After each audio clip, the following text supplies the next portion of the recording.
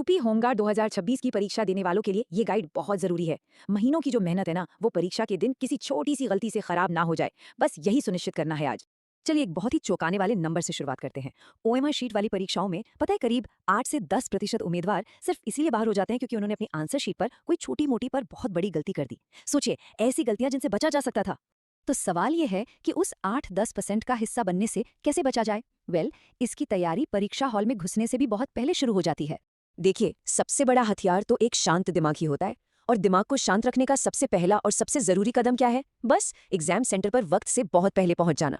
एक बात गांठ बांध लीजिए, अगर भागते भागते हांफते हांफते सेंटर पहुंचे ना, तो भले ही टाइम पर पहुंच गए हों, लेकिन वो जो घबराहट होती है, वो जो तनाव होता है, वो पूरे पेपर पर असर डाल सकता है। ठीक है, तो सेंटर पे टाइम से पहुंच गए। अब अगला कदम। अब बात करते हैं उन चीजों की जो एग्जाम हॉल के अंदर जाने के लिए हाथ में होनी ही चाहिए।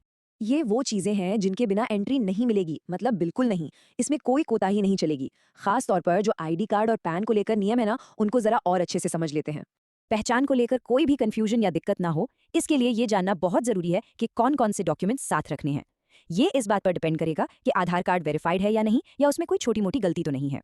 और हाँ, एक बहुत ही जरूरी बात, पूरी ओएमआर शीट पर सिर्फ एक ही रंग का पेन यूज करना है। अगर काले और नीले दोनों पेन चला दिए तो शीट ही कैंसिल हो सकती है। तो या तो 2 काले पेन रखिए अपने पास या फिर 2 नीले। चलिए अब आते हैं सबसे सबसे जरूरी हिस्से पर, ओएमआर शीट। यहाँ पर कुछ मिनटों की सावधानी महीनों की मेहनत को बचा सकती है, तो बहुत ध्यान से सुनिएगा। ओएमआर शीट पर ये 3 फील्ड्स, इन्हें बिल्कुल दिमाग में बिठा लीजिए। परीक्षा केंद्र कोड, रोल नंबर और क्वेश्चन बुकलेट नंबर। इनमें से किसी एक में भी गलती हुई मतलब शीट चेक ही नहीं होगी, सीधी डिस्क्वालिफिकेशन, सारी मेहनत पर पानी फिर जाएगा। और इसे भरने का तरीका क्या है? देखिए, सीधे गोले भरने की जल्दी बिल्कुल मत कीजिएगा। सबसे पहला काम है, ऊपर जो बॉक्सेस दिए हैं उनमें रोल नंबर और बाकी जानकारी एकदम साफ साफ आराम से लिखना। अब जब नंबर्स लिख लिए तो उनको एक गाइड की तरह यूज कीजिए। एक एक कॉलम देखिए, जो नंबर ऊपर बॉक्स में लिखा है ठीक उसी के नीचे वाले गोले को ध्यान से भर दीजिए। और बस आगे बढ़ने से पहले एक बार डबल चेक जरूर कर लें, हर कॉलम में सिर्फ एक ही गोला भरा हो और वो ऊपर वाले नंबर से मैच कर रहा हो। बस इतना सा काम है। ये याद रखना बहुत जरूरी है कि कंप्यूटर सिर्फ ठीक से पूरी तरह से भरे हुए गोलों को ही पढ़ता है। अगर कोई टिक मार्क लगा दिया या क्रॉस बना दिया या गोला आधा अधूरा भर दिया, तो मशीन उसे गलत जवाब ही मानेगी। तो ओएमआर शीट को सही से भरने का तरीका तो अब साफ हो गया। चलिए अब बात करते हैं पेपर को सॉल्व करने की एक स्मार्ट स्ट्रैटेजी के बारे में। ये सवाल तो सबके मन में आता है कि अगर कोई सवाल नहीं आ रहा तो क्या करें, छोड़ दें, तुक्का मारे। देखिए, घबराने की बात नहीं है, इसका भी एक बहुत स्मार्ट तरीका है।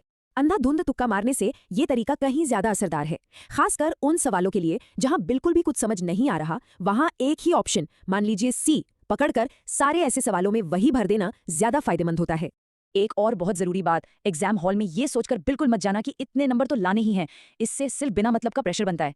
बस इस पर फोकस करना है कि जो पेपर सामने है उसमें अपना बेस्ट देना है। चलिए अब आखिर में कुछ फटाफट रिमाइंडर्स देख लेते हैं।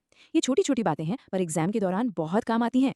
ये सब नियम कायदे जानने से फायदा ये होता है कि एग्जाम के दौरान दिमाग शांत रहता है और किसी भी फालतू की परेशानी से बचा जा सकता है। तो बस इन सभी बातों का ध्यान रखना है और ये पक्का करना है कि जितनी मेहनत तैयारी में की है, उतना ही अच्छा प्रदर्शन परीक्षा के दिन भी हो। सभी उम्मीदवारों को बहुत बहुत शुभकामनाएं।